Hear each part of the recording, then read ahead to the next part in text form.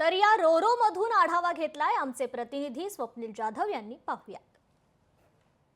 Mumbai Konkan Ro-Ro सेवा 1 September पासून सुरू होणार आहे. मी आता ते M2M फेरीमध्ये आहे आणि आपण या ठिकाणी बघतोय कशाप्रमाणे ही फेरी आहे. खरं तर इकॉनॉमिक प्रीमियम क्लास या डेकवरती आपण बघतोय.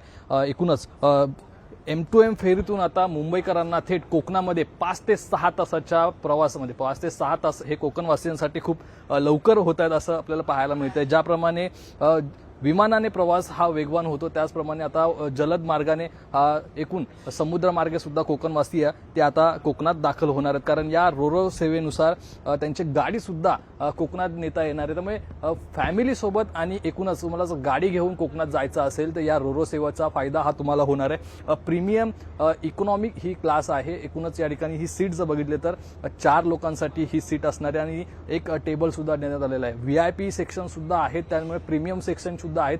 VIP सेक्शन मध्ये सुद्धा एक वेगळा लक्झरी टच जो आहे त्या रोरो सेवेमध्ये देण्यात आलेला आहे. प्रीमियम इकॉनॉमी सीट आहे आणि या प्रीमियम इकॉनॉमी सीटमध्ये प्रत्येक मजल्यावरती प्रत्येक एक जो इकॉनॉमी असेल, प्रीमियम असेल, VIP असेल, सेक्शन असेल या समोरच एक कॅफेटेरिया सुद्धा देण्यात आलेला आहे. त्यामुळे पाणी आणि काही चहा नाश्त्याची सुद्धा या ठिकाणी सोय जी आहे ती या M2M फेरीवरती करण्यात आलेली आहे. खरं तर 2,500 पासून 7,500 पर्यंतचं तिकीट हे या रोरो सेवेमध्ये आकारण्यात येणार आहे. 1 सप्टेंबर ऐन गणेशोत्सवादरम्यान ही रोरो सेवा सुरू होणार आहे. त्यामुळे गणेशोत्सवादरम्यान भाविकांना, कोकणवासियांना कोकणात जाण्यासाठी एक सुवर्ण संधी आणि एकूणच चांगला वेगवान प्रवासाचा मार्ग हा उपलब्ध होणार आहे. कॅमेरा पर्सन विनीत पेडणेकरसह स्वप्नील जाधव, लोकशाही मराठी, मुंबई.